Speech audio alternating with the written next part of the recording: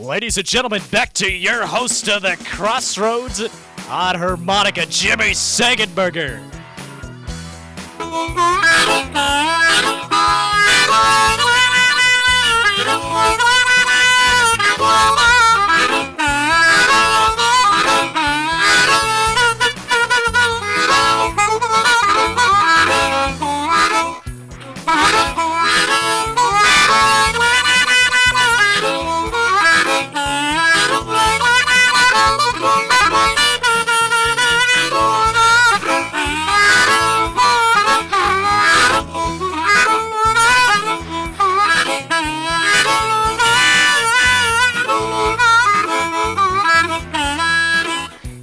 Welcome back to Jimmy at the Crossroads, where sometimes I just feel like whipping out my harmonica.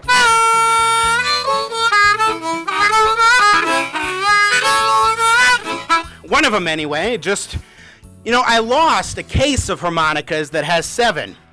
I have no idea during this quarantine where I lost it, but I couldn't find it, so I ended up getting 7 more harmonicas last week, and they just came in the mail over the weekend. Welcome back to Jimmy at the Crossroads. I'm Jimmy Sengenberger, your host for the program, coming to you in partnership with the Washington Examiner, and the place where we do our level best to make sense out of nonsense day in and day out. And I'm pleased to be joined today by the former Secretary of State for Ohio, who's also on the board of an international elections organization, to dive into this push for all mail ballot elections across the country. Mr. Ken Blackwell joins us here on Jimmy at the Crossroads. Sir, welcome to the show. It's good to have you. Hey, Jimmy, it's good to be with you. Did you enjoy a little harmonica there? I sure did. Yeah, occasionally I just feel like going ahead and playing a little bit. So you're probably too young to remember that Stevie Wonder was really good with the harmonica. He still is. I was really into Stevie Wonder. So I gotta love it. One of my favorites has been Howlin' Wolf. I also absolutely love Junior Wells. So very much of the blues orientation for me. Yeah. But Stevie Wonder just has that sound, and I think he uses chromatic harmonica a lot of the times, which I don't have one. I can't use that. He's pretty darn impressive. So welcome to the show. How are you? It's good. I'm doing just fine. At 72, I in fact do social distancing, but the reality is I'm ready to reopen our economy, get people back to work, and regain our position as the most robust economy in all of human history. So let me ask you this question then, before we jump into the 2020 election and this push by Democrats in particular for nationwide vote-by-mail scheme. What do you make of the debate over reopening? Because there are some who are saying we can't do it too fast, we can't get this thing started, we might need to wait months until finally testing's ready, what have you. What's your take on that? I went back and I took a look at the Spanish flu pandemic of 1918. And we were very smart then. It had a greater impact in terms of the number of people impacted and the number of deaths that were associated with it. But we, in fact, held an election in 1918. But in terms of the economy, look, it's not an either-or situation. We manage risk every day of our lives. If you are not managing risk, you're dead. And so I work from the assumption that the American people are smart. The American people in January were in the midst of a very robust economy. Jobs were plentiful. People were working. Incomes had lifted. And we had renegotiated a trade agreement that would reposition us as we go forward into this third American century. I believe that the economy, because of all of the things that are in place in January, we will have a V-shaped recovery. But we have to be smart, which we are as an American people. Look, Americans don't have a death wish. They, in fact, they love liberty, and there has been an assault on liberty and an imbalance of taking public health precautions, putting protocols in place and reopening our economy. The fact of the matter is that if we let our economy slip into a depression, a sustained depression, we will have more deaths, more sickness, more misery. And I think the American public has taken as much misery from this economy being shut down than they're going to tolerate anymore. Ken Blackwell, just one more question on this, because you were mayor of a major city, Cincinnati, Ohio, and of course we have seen cities are very much the hotbeds, if you will, of the pandemic because of the population density. What do you make of major cities and how they're handling it, how they might handle the reopening in order to do it effectively without making sure that, or in a way that ensures that the virus doesn't spread like wildfire? Look, first, there's great diversity in American cities across the full spectrum of metropolitan areas.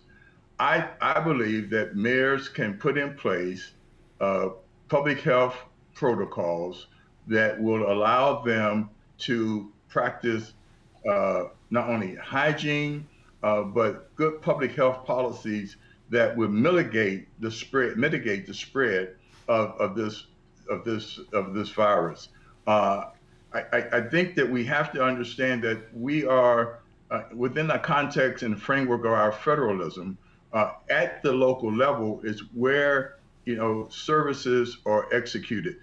Anybody that's calling for the federal government, the central government, to run this is in fact leaning into federal socialism, which is something that the American people will not tolerate in the final analysis of things. So I think smart mayors will do smart things and put their people back to work and mitigate the threat of this virus.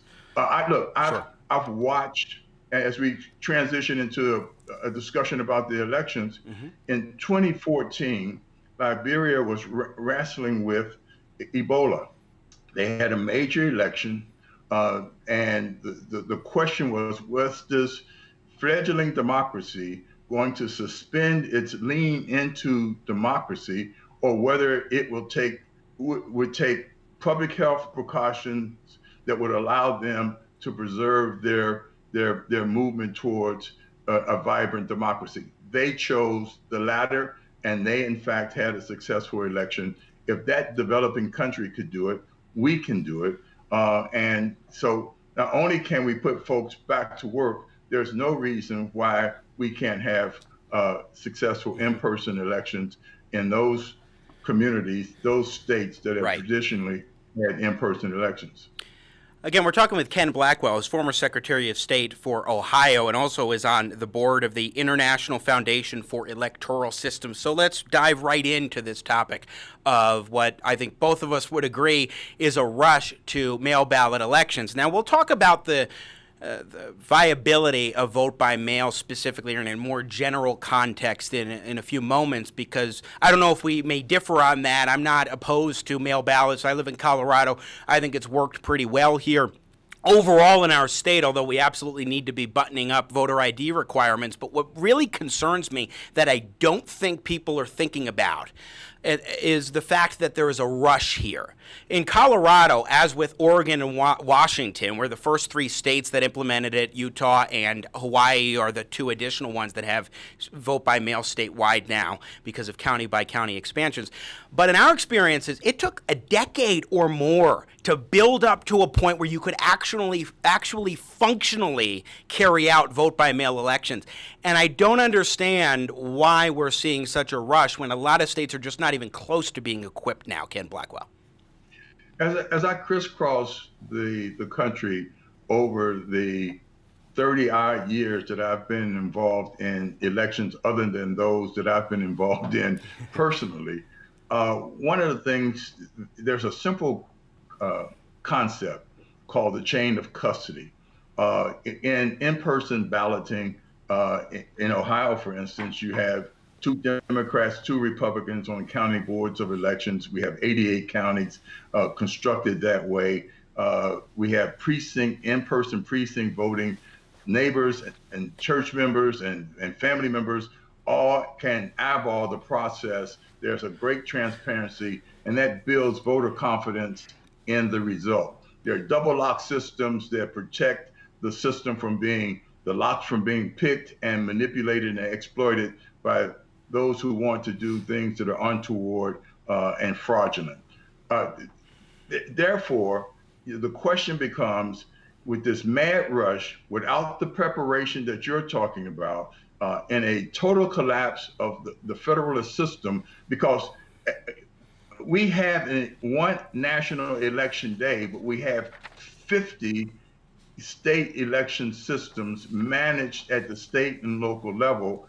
And it's that diversity that actually protects us against both internal and external evildoers and wrongdoers who would like to manipulate the outcome.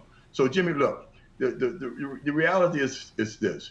Those states that have in-person voting, there's no reason for us to have that practice sidelined in this mad dash towards a system that, as you just mentioned, if you just implement it right away, won't have the safeguards, won't have the chain of custody that ultimately will build public confidence in the result that we have on election day.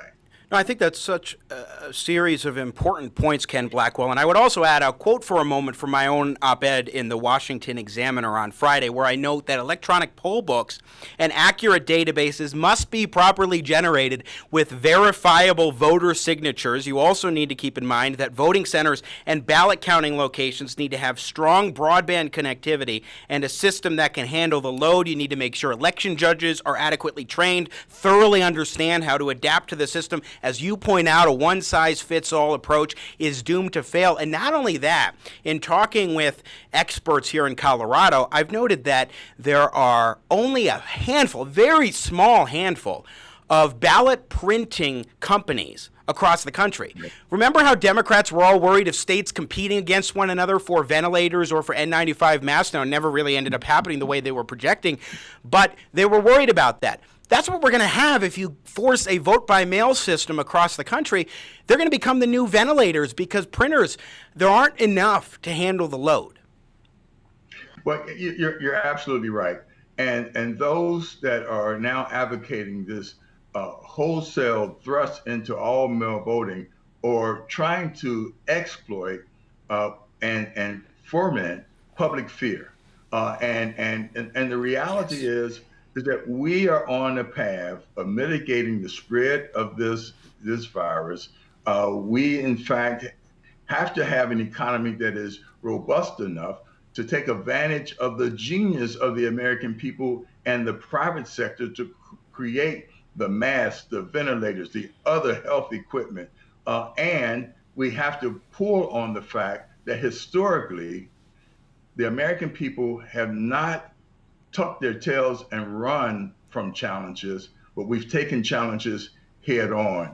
I mean, we have to push back on all sorts of assaults on our culture of liberty and understand that we are smart enough, we are rich enough as a nation, and we are aggressive enough in confronting challenges that we, in fact, can win this, and we can have an election in November that meets the confidence of those that were the results, meets the confidence test of the voting public. Just a few minutes left with our guest, Ken Blackwell, former Secretary of State for Ohio and also on the board of the International Foundation for Electoral Systems. Let's talk about election integrity for a moment. I mean, that is really what this comes down to.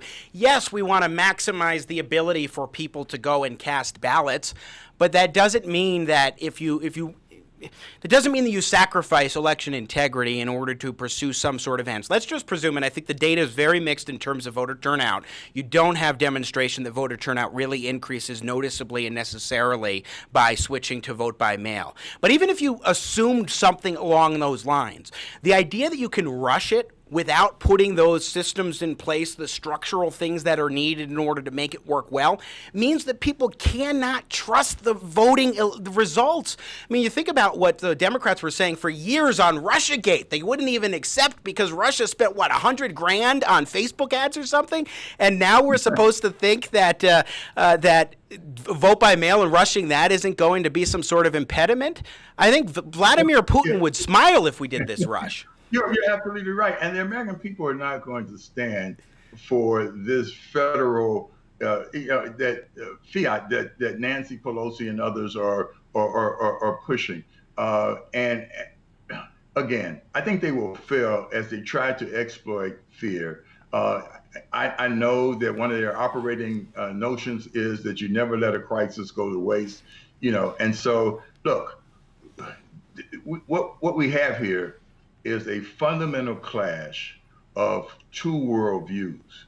You have, the worldview of that's manifested in an opportunity society, and you have, the sort of central government socialism worldview that believes that governments can make better decisions than families and individuals.